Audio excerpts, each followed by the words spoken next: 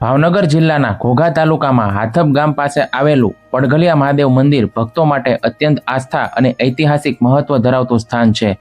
આ મંદિરનું નામ પડઘલિયા પડવા પાછળ એક ખૂબ જ રસપ્રદ અને ચમત્કારિક માન્યતા છે।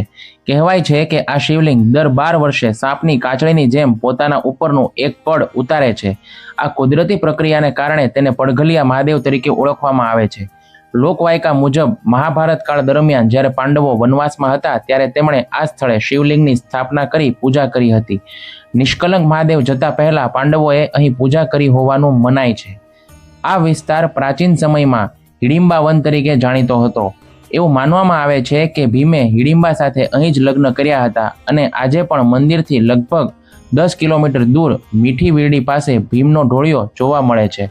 પડઘલિયા મહાદેવ મંદિરમાં શિવલિંગ સ્વયંભૂ પ્રગટ થયેલું છે।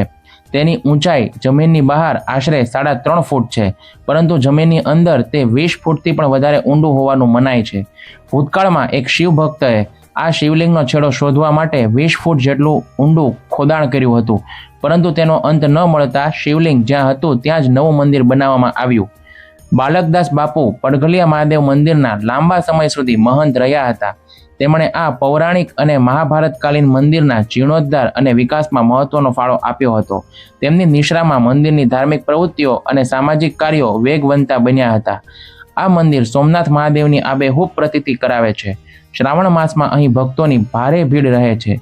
આપ જો ભાવનગરની મુલાકાતે આવો તો પડઘલિયા મહાદેવ મંદિરની મુલાકાત લેવાનું ન ભૂલતા। હરે કૃષ્ણ।